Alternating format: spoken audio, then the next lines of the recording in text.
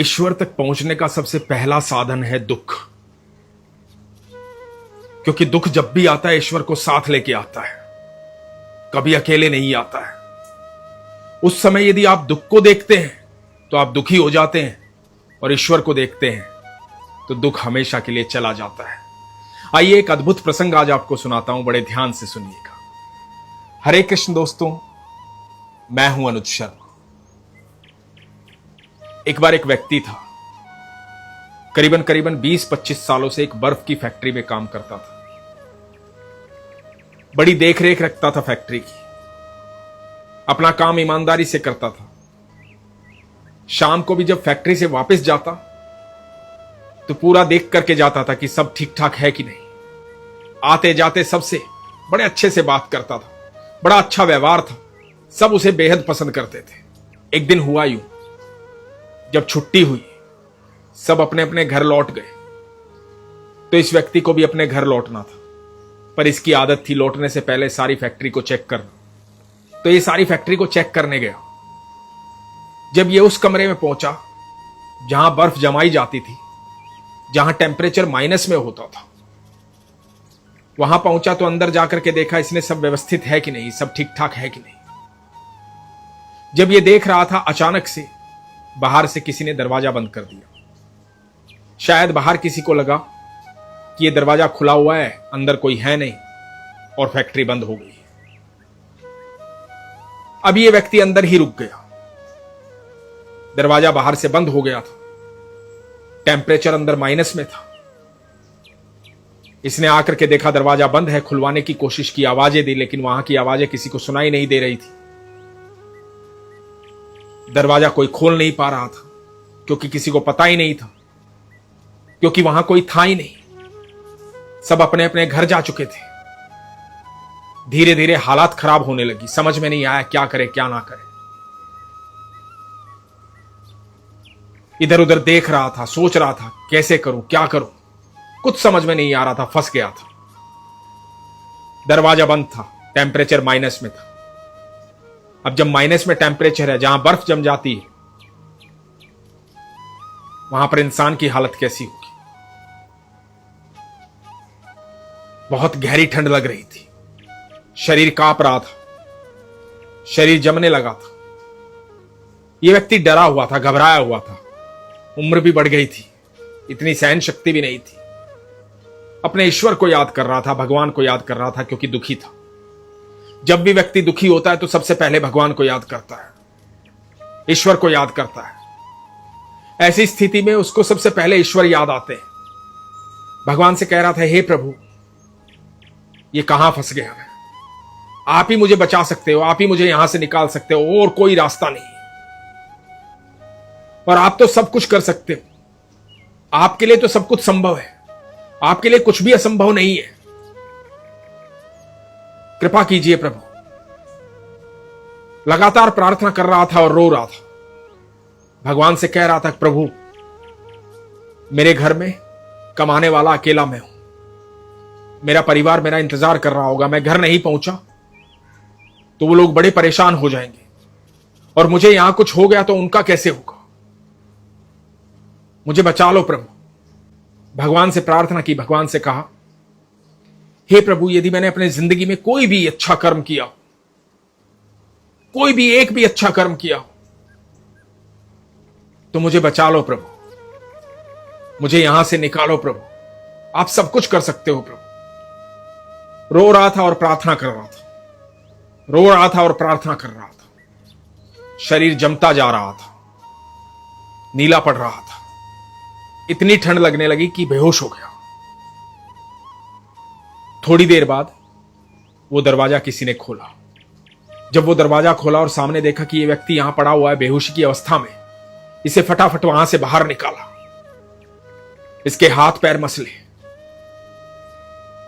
इसको हीटर के पास लेकर आए, थोड़ी गर्मी दी, हाथ पैर मसलने लगा। थोड़ी देर बाद इस व्यक्ति को होश आया।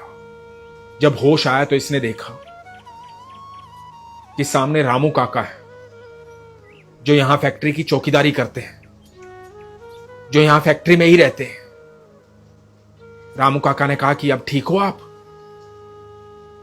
इस व्यक्ति ने कहा कि हां रामू काका, लेकिन आपको कैसे पता लगा कि मैं भीतर हूं? आपने कैसे बचाया मुझे? रामू काका ने जो कहा वो बड़ा हैरान करने वाला था।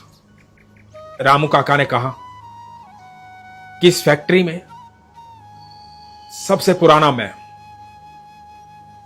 पिछले 30 सालों से यहां काम करता हूं और करीबन करीबन 20 सालों से तुम यहां काम करते हो। हजारों लोग रोज आते हैं जाते हैं, सब लोग अपना अपना काम करते हैं। कोई हल्के से मुस्कुरा देता है, कोई सीधा चला जाता है। सबके रजिस्टर में नाम लिखता हूं, आते वक्त भी जाते वक्त भी।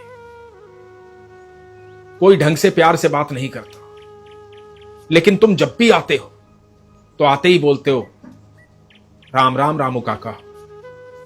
जब भी जाते हो तब भी बोलते हो राम राम रामू काका। हमेशा मुस्कुराते हो। कभी कभी अपने घर से कुछ चीज लाते हो मेरे लिए, अपना स्नेह दिखाते हो। तुम्हारे भीतर कोई बदलाव नहीं है पिछले 20 सालों से। आज जब सब चले गए तो मैं रजिस्टर चेक कर रहा था। मैंने देखा कि तुम्हारी एंट्री तो है, लेकिन तुम वापस नहीं गए। तो मुझे बड़ी चिंता हुई कि वापस नहीं गए, और वापस गए तो एंट्री क्यों नहीं की। मुझे लगा कि कुछ अनहोनी ना हो गई हो, इसलिए मैं फैक्ट्री चेक करने लगा। सब कमरों में देखा, कहीं नहीं मिले। तब मैं यहां आया। मैंने सोचा एक बार देख लेता हूं, कभी कोई अनहोनी ना हो गई हो। और जैसे ही मैंने दरवाजा खोला, तुम सामने लेटे हुए थे, बेहोशी की अवस्था में। तब मैंने तुम्हें बाहर निकाला। मुझे तुम्हारी चिंता हो गई थी। अब मैं खुश हूं कि तुम ठीक हो। इस व्यक्ति ने रामू काका को बहुत बहुत धन्यवाद किया, अपने ईश्वर को धन्यवाद किया। रामू काका को कहा कि रामू काका, आप साधारण व्यक्ति नहीं हैं, आप मेरे लिए ईश्वर के समान हैं। आज आपने मेरी जान बचाई है। दोस्तों, जो भी व्यक्ति आपके जीवन में मुसीबत में आपके काम आता है, वो उस समय ईश्वर के समान होता है, क्योंकि आपकी प्रार्थना ईश्वर सुनते हैं। और उस व्यक्ति के अंदर जो आपकी मदद करता है, उसके अंदर ये भाव प्रकट करते हैं कि वो आपकी मदद करे, आके आपकी रक्षा करे। तो ईश्वर स्वयं उसको आपके पास लेकर आते हैं। जो लोग लगातार नाम जाप करते हैं, प्रभु की भक्ति करते हैं, प्रभु के सानिध्य में रहते हैं, आप यकीन मानना, उनके इर्द गिर्द हमेशा ऐसे लोग रहते हैं जो उन्हें सही मार्ग पर चलाते हैं, उनके कार्य सही करवाते हैं, उनकी रक्षा करते हैं, उनका हमेशा भला सोचते हैं, कभी उनके साथ गलत होने नहीं देते हैं। और यदि वो कहीं फंस जाते हैं तो अचानक से अनजान लोग आकर के उन्हें बचा लेते हैं। ये ईश्वर की शक्ति है।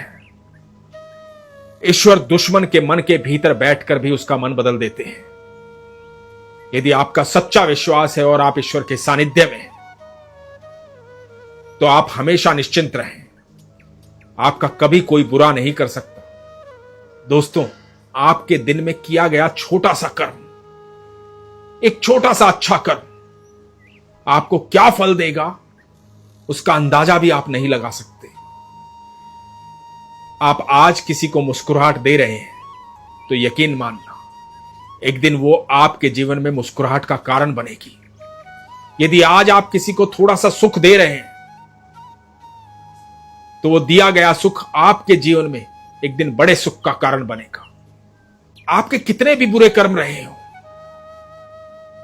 लेकिन यदि आज आप ईश्वर के सानिध्य में हैं तो आप निश्चिंत रहें। आपके बुरे कर्मों के फल काटने में भी ईश्वर आपके साथ होंगे। वो आपके प्रारब्ध में आपके संग खड़े रहेंगे। एक बार विश्वास से उनके सानिध्य में तो आइए, भरोसा तो कीजिए, एक बार दिल से पुकार के तो देखिए। आप यकीन नहीं मानेंगे कि जितना प्रेम हम कभी ईश्वर से नहीं कर सकते, उससे कहीं अधिक प्रेम ईश्वर हमसे करते हैं। एक बार उनके सानिध्य में आइए, विश्वास मजबूत कीजिए, फिर देखिए आपके जीवन में हर पल चमत्कार होगा। आपको हर व्यक्ति के भीतर ईश्वर दिखाई देंगे। आपको हमेशा यह लगेगा कि प्रभु हर समस्या में मेरे साथ खड़े होते हैं, मेरा हर काम अपने आप बन जाता है। आपको हर जगह सुकून की प्राप्ति होगी, लेकिन इसके लिए अत्यधिक विश्वास की आवश्यकता है। इसीलिए हमेशा कहता हूं, अपने विश्वास को मजबूत रखिए, अपना ख्याल रखिए। हरे कृष्ण।